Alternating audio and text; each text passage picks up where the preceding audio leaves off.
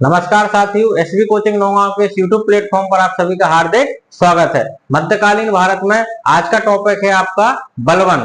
तो बलवन किन किन पद पर कार्य किया और किस तरीके से बलवन ने सुल्तान तक पहुंचने का रास्ता तय किया, ये अपन पिछले वीडियो में समझ चुके हैं। इसकी पृष्ठभूमि को कंप्लीट कर चुके हैं कि नसरुद्दीन महमूद के समय बलवन क्या बना था, आपका नायाब ए ममलिकात, और ये 40 मंडल का सर्वोच्च पद होता था। इस पद के बाद व्यक्ति सुल्तान बनने के लिए क्या हो जाता, आपका तैयार हो जाता था। तो बलवन के बारे में, बलवन आपका इलवारी तुर्क, इलवारी जाति से क्या था, आपका संबंधित था। बलवन को पहली बार इल्तुतमिश के द्वारा अंगरक्षकों का प्रधान नियुक्त किया गया था। तो सेना में इसको कौन लाया था, आपका इल्तुतमिश। और आपके बलवन ने कुल 7 पदों पर रहकर, 7 पदों पर काम करके फाइनली ये कहां पहुंचा था, सुल्तान के पद पर पहुंचा था। तो बलवन ने सुल्तान बनने के लिए बहुत ही क्या की थी, आपकी मेहनत की थी। अब सुल्तान की, बलवन की कुछ क्या है, आपकी उपाधियां हैं। पहली उपाधि आपकी उलूग खां।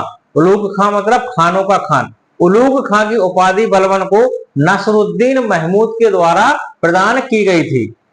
और दूसरी उपाधि इसकी जिल्ले इलाही। जिल्ले इलाही ये उपाधि आपका मुगल बादशाह अकबर भी क्या करेगा, धारण करेगा।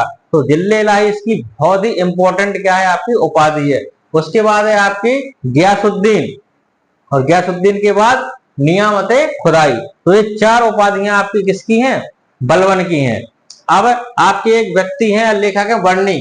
तो बर्नी क्या बताते हैं बलवन के बारे में कि बलवन आपका एक क्या था, खुफिया कातिल। तो खुफिया कातिल क्यों था, बलवन का एक पॉलिसी रहती थी, बलवन अपने विरोधियों का पता लगाने के लिए अपना मरने का झूठा क्या कर देता था, नाटक कर देता था कि बलवन मर चुका है। और जो भी व्यक्ति खुशियां मनाते हुए मिलता था, बलवन बाद में उन सब का क्या करवा देता था, मर्डर करवा देता था, गले कटवा देता था। तो इस वजह से बर्नी ने बलवन को क्या कहा है, आपका खुफिया कातिल। और बर्नी ने इसको क्या कहा है, जनता का पिता और नायक। तो ये 3 जो टाइटल हैं, ये बर्नी के द्वारा किसको दिए गए थे, आपके बलवन को। अब एक अभिलेख है आपका गढ़मुक्तेश्वर अभिलेख। तो गढ़मुक्तेश्वर अभिलेख में बलवन को खलीफा का सहायक कहा गया है। ये आपका बहुत इंपॉर्टेंट है, एक उपाधि। और ये गढ़मुक्तेश्वर अभिलेख यूजीसी नेट और स्टेट जो आपके पीसीएस होते हैं और आपके असिस्टेंट प्रोफेसर का एग्जाम, उसमें ऐसे क्वेश्चन आपके बिल्कुल पॉइंट टू पॉइंट पूछे जाते हैं। तो गढ़मुक्तेश्वर अभिलेख में बलवन को खलीफा का क्या कहा गया है, सहायक कहा गया है। बहुत इंपॉर्टेंट है, इसको अच्छे से क्या कर लें, आप नोट कर लें। अब देखिए क्या होता है कि जब बलवन सुल्तान बनता है तो दिल्ली के चारों तरफ एक मेव जाति पाई जाती थी, मेव कटिहार जाति। तो इन जातियों का क्या था, बहुत ही ज्यादा आतंक था। तो बलवन ने सबसे पहले मेवों का क्या किया था, दमन किया था। इसने दिल्ली के चारों तरफ जो जंगल लगा हुआ था, जंगल को साफ करवा के और एक एक मेव जाति के लोग थे उनका क्या किया था, कत्ल किया था। और दिल्ली को लूट से उसको क्या किया था, रक्षा की थी दिल्ली की। तो बलवन ने क्या किया था, मेवों कटेरों का दमन किया था आपके 1267 ईस्वी में। तो मेव जाति आपकी कहां पाई जाती थी, दिल्ली के अंतर्गत। अब बलवन के समय क्या होता है, बंगाल एक क्या रहती है, दिल्ली सल्तनत की एकता रहती है। तो एकता व्यवस्था आपको पता है कि इल्तुतमिश के द्वारा चालू की गई थी, किस लिए कि दूर दराज के क्षेत्रों पर सल्तनत का क्या बना रहे, नियंत्रण बना रहे। लेकिन बलवन के समय एक व्यक्ति रहता है जो इक्तादार रहता है, कहां का, बंगाल का, तुगरिल खां। कौन रहता है आपका, तुगरिल खां। ये व्यक्ति 1275 में क्या करता है, सुल्तान मुगीसुद्दीन के नाम से अपने आप को सुल्तान क्या कर देता है, घोषित 1275 में। ये किसी दास के द्वारा किसी सुल्तान के समय होने वाला पहला विद्रोह था। कौन सा, बंगाल का विद्रोह, किसके द्वारा, तुगरिल खां के द्वारा 1275 ईस्वी में। तो इसमें होता क्या है, बलवन पहले आपके अमीन खां को भेजता है। ये क्या रहता है, इक्तेदार रहता है, अमीन खां को भेजता है। तो अमीन खां इससे क्या हो जाता है, असफल हो जाता है अभियान में। तो बलवन इसको अयोध्या के द्वार पर लटका कर क्या कर देता है, फांसी दे देता है। तो उसके बाद दूसरे व्यक्ति बहादुर को भेजता है। तो एक केवल नाम का बहादुर रहता है, बहादुर भी आपका क्या होता है, हार जाता है। तो बलवन इसको भी मारने की फिराक में रहता है, लेकिन बहादुर के साथियों के द्वारा बताया जाता है कि इसने बहुत ही बहादुरी से क्या किया, युद्ध किया था, फिर भी ये हार गया, तो बलवन इसको देश से निकाला दे देता।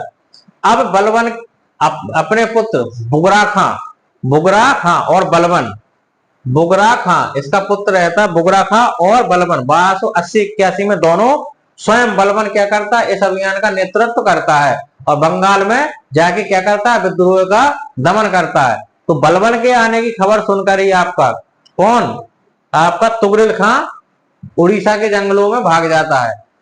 बलवन का खौफ बहुत था, तो कहां चला गया है, उड़ीसा के जंगलों में। तो उड़ीसा के जंगलों में जो इसको खोज कर लाया था वो कौन था, शेर अंदाज।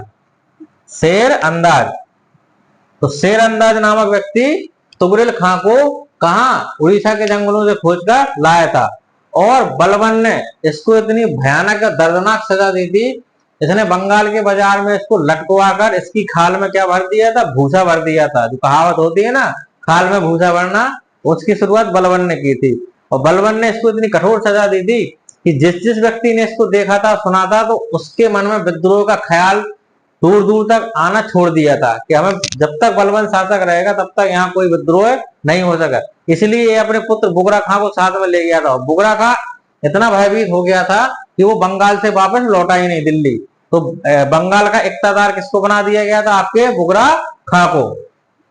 ये था बलवन का फर्स्ट पार्ट। और जो बचा हुआ है बलवन के राजत्व का सिद्धांत, बलवन के प्रशासनिक सुधार, बलवन की उपलब्धियां, ये अपन पार्ट सेकंड में कंप्लीट करेंगे।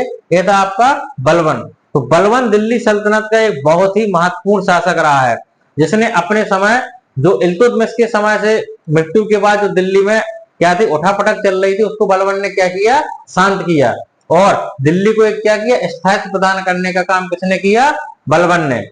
और बलवन ने ही चालीसा मंडल का विघटन किया था। मतलब चालीसा मंडल को समाप्त करने वाला कौन था, आपका बलवन। प्रारंभ करने वाला था इल्तुतमिश और समाप्त करने वाला कौन था, आपका बलवन। तो ये इंपॉर्टेंट है, याद रखना। नेक्स्ट वीडियो में मिलते हैं आपसे, धन्यवाद।